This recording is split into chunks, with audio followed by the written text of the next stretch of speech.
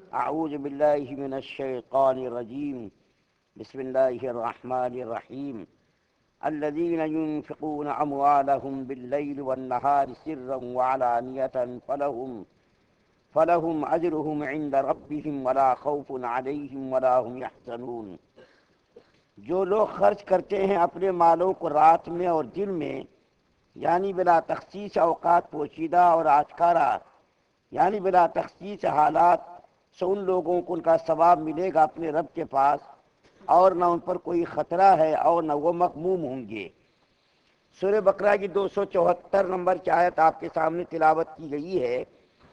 اس آیت کریمہ کی شان نزول کے بارے میں کئی روایتیں نقل کی گئی ہیں، جن میں سے ایک روایت تو یہ نقل کی گئی ہے کہ جب 273 نمبر کی آیت کل جو میں نے پڑھی تھی، للفقراء المہاجرین الذین احصروا فی سبیل اللہ لا یستطیعون ضربا فی الارض، 273 نمبر کی جب آیت کریمہ نازل ہوئی کہ اللہ کے راستے میں جو مقید ہیں یعنی اصحاب صفہ، وہ زیادہ مستحق ہیں صدقات اور خیرات کے مال کے، تو حضرت عبد الرحمن بن عوف رضی اللہ تعالی عنہ نے جب 273 نمبر کی آیت سنی تو بہت ساری رقم لے کر کے اصحاب صفہ کے پاس گئے اور جا کر کے ان کو دے دیا، یہ دن کے وقت میں۔ اور حضرت علی رضی اللہ تعالیٰ عنہ نے رات کے آدھے حصے میں اٹھ کر صدقہ اور خیرات کیا، تو یہ 274 نمبر کی آیت کریمہ نازل ہوئی۔ دوسری روایت یہ نقل کی گئی ہے کہ حضرت ابو بکر صدیق رضی اللہ تعالیٰ عنہ کے پاس 40,000 مال تھا، 40,000 درہم یا دینار، اور ایک کتاب میں نے پڑھا 4,000، ایک میں 40,000 ایک میں 4,000۔ 40,000 والی جو روایت میں نے پڑھی اس میں ہے کہ ابو بکر صدیق رضی اللہ تعالیٰ عنہ نے 10,000 روپیہ دن میں خرچ کیا، اور 10,000 روپیہ رات میں، اور 10,000 روپیہ اعلانیہ، اور 10,000 روپیہ چھپ کر کے۔ تو یہ آیت کریمہ ابو بکر صدیق رضی اللہ تعالیٰ عنہ کی شان میں نازل ہوئی۔ اور جس کتاب میں نے پڑھا 4,000 درہم اس کے پاس یا دینار تھے، 1,000 دن میں خرچ کیا، 1,000 رات میں خرچ کیا، 1,000 چھپ کر خرچ کیا، 1,000 اعلانیہ خرچ کیا۔ تو اس کی شان میں ابو بکر صدیق رضی اللہ تعالیٰ عنہ کی شان میں یہ آیت کریمہ نازل ہوئی۔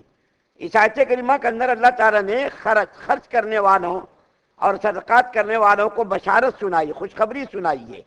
کیا خوشخبری سنائی؟ وہ لوگ جو اعلانیہ خرچ کرتے یا چھپ کر کے خرچ کرتے، بلا تعین، رات میں، دن میں، چھپ کر، اعلانیہ، جس طریقے سے بھی مال خرچ کرتے، اللہ تعالیٰ کے پاس اس کا اجر ہے۔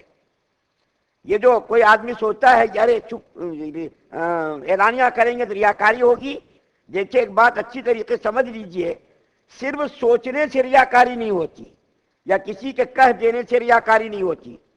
بہت سارے لوگ نماز پڑھتے اس کی پیشانی پر گٹے پڑ جاتے، تو بہت سارے لوگ کیا کہتے ہیں، دیکھو ریاکاری کر رہا، رگڑ رہا جان جان کر کے پیشانی کو زمین پر، اس کی وجہ سے گٹے پڑ گئے۔ آپ کے کہنے سے، ہمارے کہنے سے وہ ریاکار نہیں ہو جاتا۔ اگر اس کے دل کے اندر، ریاکاری جس کو کہتے ہیں، دل کے جذبے اور ارادے کا نام ریاکاری ہے۔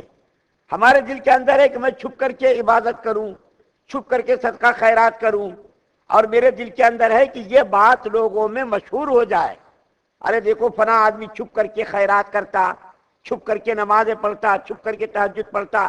ہمارے دل کے اندر اگر یہ خیال ہے اور یہ جذبہ ہے کہ ہماری یہ عبادت، ہمارا یہ صدقہ خیرات لوگوں میں مشہور ہو جائے، لوگ مجھ کو کہے سخی ہے فلاں آدمی، بہت بڑا عابد ہے، یہ ریاکاری ہے۔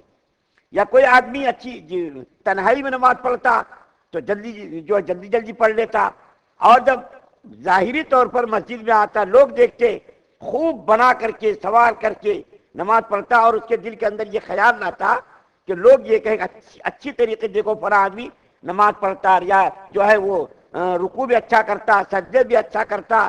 بہترین لوگوں کے سامنے اگر کرے تو بہترین طریقے سے کرنا، اور اگر تنہائی میں کرے بالکل جیسی تیسی دل میں طبیعت آئی اس کو عبادت کر لیا، تو اس کو کہتے ریاکار۔ جیسا کہ حضرت تھانوی رحمۃ اللہ علیہ فرماتے ہیں، ایک آدمی دوسرا حج کر کے آیا تو اس کا کوئی دوست ملنے کے لیے آیا، تو ملنے کے لیے جب آیا تو اس نے کیا کہا اپنے نوکر سے، دیکھو جو زمزم کا پانی میں دوسرے حج سے لایا وہ وہ پانی لانا، پہلے حج کا پانی مت لانا۔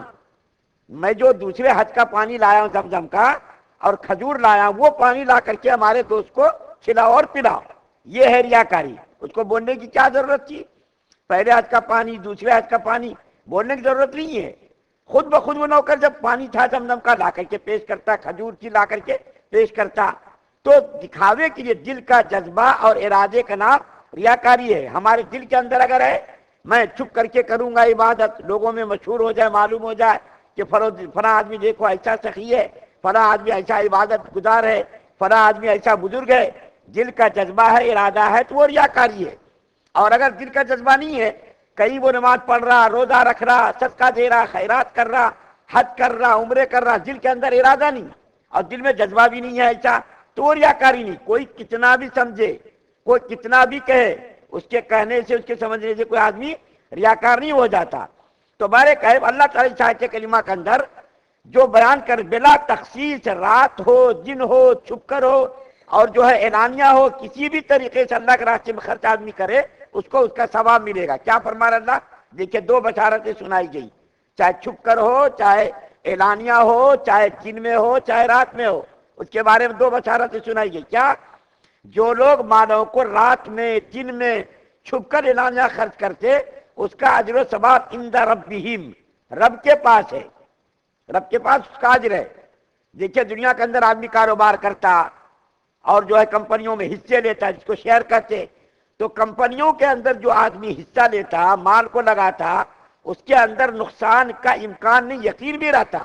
بہت ساری کمپنی والے لوگ روپیہ لے کر کے بھاگ جاتے، چٹھی والے جمع کرتے، وہ چٹھی کے پیسے لے کر چلے جاتے، بینکوں میں گھوٹالہ ہو جاتا، بینکوں کے پیسے ڈوب جاتے۔ دنیا کی کمپنیوں میں، دنیا کے بینکوں میں آپ جمع کیجئے، روزانہ کا یہ مشاہدہ ہے، کتنے بڑے بڑے لوگ جو ہے مالیا، وجے مالیا اور کون کتنے بڑے بڑے لوگ نیرو مودی وغیرہ لے کے بھاگ گئے پیسے، تو جس کا پیسہ لے کر کے بھاگ گئے اس کا نقصان ہو گیا نا، کروڑوں اربوں خربوں کا نقصان ہو گیا۔ دنیا کا معاملہ یہ ہے کہ اس کے اندر نقصان کا زیادہ امکان رہتا، فائدہ بھی ہوتا لیکن نقصان بھی ہوتا۔ لیکن اللہ کیا فرما رہے ہیں؟ تم دنیا کے اندر جو مال خرچ کرو، اس کا عوض، اس کا اجر و ثواب میرے پاس ہے۔ تمہارے اجر و ثواب کے کوئی اندر کمی نہیں ہوگی، تمہارا نقصان نہیں ہوگا۔ دنیا کے اندر تم لگاؤ، نقصان کا یقین ہے، لیکن میرے پاس جو تمہارا مال آ گیا، وہ میں نے تمہارے مال کو لا کر کے اندر پیک کر دیا، اب اس کے اندر کسی قسم کے نقصان کا کوئی امکان نہیں۔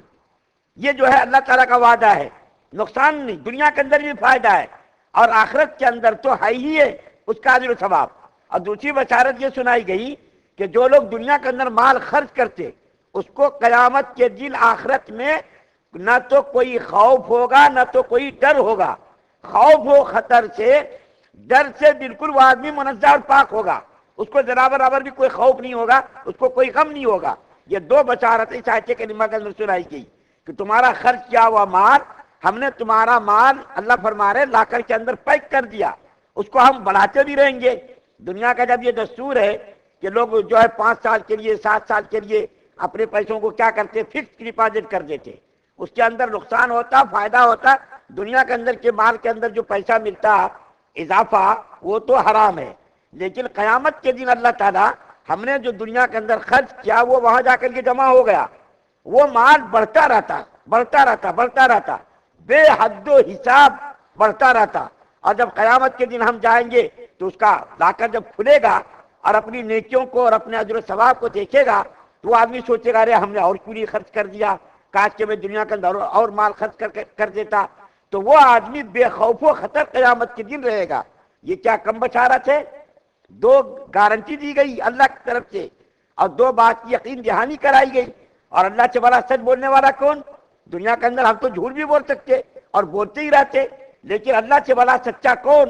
اور ہمارے نبی صلی اللہ علیہ وسلم کی بات سے سچی بات کس کی ہو سکتی ہے کہ تم دنیا کے اندر ایسا کرو، ہمارے پاس اس کا اجر و ثواب ملے گا، اور جب تم آؤ گے تم کو کوئی خوف و خطر نہیں ہوگا، بالکل بے خوف و خطر ہو کر کے تم میرے پاس آ جانا۔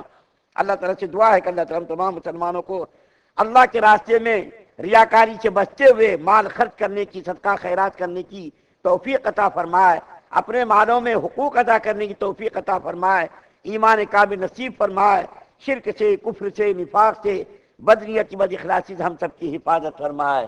سبحان اللہ و بحمدہ سبحانک اللہم ونشہد ان لا الہ الا انت